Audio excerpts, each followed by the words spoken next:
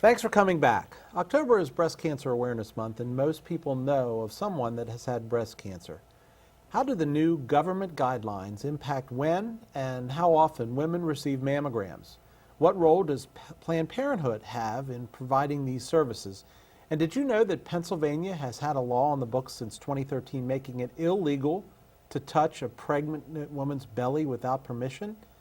Brenna, let's start with you, and let's start with mammograms. All right, hopefully not anytime soon, but as far as mammograms go, that's a great screening tool to help see if cancer's in the area. It takes images of the breast to make sure that the tissue's normal and finds masses. Recently, the age for starting these has raised from in the 40s to 50, and the frequency has also changed. It used to be recommended that you get a mammogram done every year once you reach a certain age. Now they're recommending every 2 years. This isn't unlike other female precautionary testings that's done. I know you guys haven't had to go through this, but pap smears, pelvic exams are a normal part of women's health, and they're great screening tools for cervical cancer and other issues.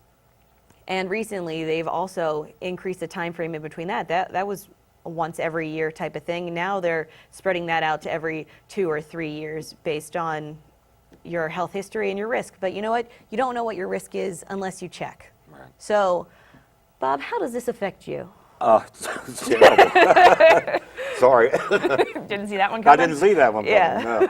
Now, let me tell you something. As a young man, Bob used to volunteer to help out with the self-exams. Nice, thank you. I'm sure that many women appreciated that service that you selflessly provided. No, I was actually an angel back then. So yeah. Anyway, you know, I have to wonder, because I actually saw a report on this the other day on the Today Show, and the one doctor who's a gynecologist actually was on the show, and she was stating about how this is we're going backwards when it comes to finding female problems, diagnosing them early, and saving people's lives. Okay, now this is a federal guideline, all right, which means that in the insurance companies it has changed things. All right, don't tell me that this isn't all part of affordable health care. Oh, the I can tell you what it's part of. It's definitely part of the ACA. Yeah. The fact that there's more demand for health care, which is a wonderful thing. People should have access to it. But health insurances want to pay for less, and they need to be able to accommodate more and more patients. It's impossible. So they're saying, oh, you know what, just wait another year. If you wait another year, it's okay. It'll make room for somebody else to have an appointment. So from 45 to 50, you got a 5-year period there where anything can happen. And quite honestly, as someone who has family members who were affected by breast cancer, it makes me angry. Yeah, that really makes me angry. It should. Because, what if, somebody ends up with early stages of breast cancer at 48? Right. Okay? Now, doesn't get it diagnosed. They're not going to get it diagnosed for 2 years. Right. Right. And That's then it's no longer early stage. Then it's no longer early stage, and then it's a Sometimes death fatal sentence. at that point. Right. Yeah. Then it's a death sentence. Right. True. So let's go back to let's go to the Planned Parenthood. Yeah, let's part. go to the Planned because Parenthood. one thing that was said is that Planned Parenthood for the hundreds of millions of dollars that they get from the federal government does not do mammograms. Well, a lot of times Planned Parenthood is targeting women of childbearing years, and that's not typically considered the women in the 40, 50s plus. It's targeting the 20s and 30s women. But they're all about women's health. It is about women's health. Okay. I'm sorry, I was confused. That's okay. There's some things though that as far as Planned Parenthood goes, I think that should be a state-run and funded program. I don't think that the federal government should necessarily be involved with that. The federal government should be involved with our safety and well-being as people and a society, and not necessarily involved with specific health issues of target groups. So they're already talking about cutting Planned Parenthood funding as it is. So of course they're going to retract any sort of services that they can. Well, I mean, they're only talking about cutting Planned Parenthood. One of the reasons is because they banked $130 million last year. So they want to cut it because Planned Parenthood banked money? Yeah. Okay.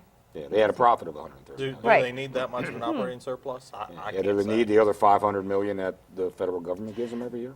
I think that Planned Parenthood should still provide all of the services that they have provided, but it should not be something that that the federal government itself should have to fund. I think that it should be taken back down to the state level more, and private funding. They can do fundraisings. They can be a nonprofit organization if they Like want. it's supposed to be. Like it's And I'm supposed to glad be. you said private Yeah. funding, because Yeah. private funding is where we really need to concentrate. Right. Because, we have so many nonprofits out there, Mm-hmm. People want to do good things with money. Let them do good things with money. Let them do the good things with their own money, though. Keep their Right. hands out of my pockets. Exactly. I'll do good things with my money as far as what good things I want to do. Yep, and that would take a lot of the debate out of should Planned Parenthood provide these certain services. Right. Hey, I got to tell this story real quick. The other day, I was talking to a female friend of mine who is not of childbearing years anymore. Okay. She's definitely older. And she was complaining, I actually overheard her complaining about having to go to her insurance company and changing her insurance, her health care insurance. And I said, well, why is that? And then she said, well, it's going from, it's almost doubling come the first of the year from what she was paying. Now it's going to be double what she was paying. Oh yeah, deductibles, copays, And, everything's gone up. I mean, and I'm telling you, mark my words, by the year 2000, when you file your 2017 income taxes in 2018, okay, I guarantee you that you're going to have a line item that says ACA. It'll be on your paycheck stubs as a deduction out of your paycheck, okay, to the federal government. It's going to say ACA. Because So- someone's got to pay for this. We've got about 15 And we're seconds. running out of money to do it. And we're running out of time, but I do want to go around the table just once. 2-word answer, either just fine or over the line. Over the line is 3 words, isn't it? No. The Pennsylvania law, you can't touch a pregnant woman's belly without her permission. Just fine or over the line, Bob? I don't think you touch anybody without their permission. I'm sorry. So just fine, Brenna? I think it's fine. Ken? I'm going to say over the line in that aren't there already laws already covering that? Okay, I'm going to say over the line too. And that's the last word on that one. Coming up, All Hallows We're right, Eve by the way. is Nice. upon us, and it's been a week with a full moon. And by the way, the pumpkins out front are courtesy of Brenna's dad. Yeah. Thank you to Brenna's dad. So stay tuned for our exciting, spooky, scary boo segment. We'll be back in 3.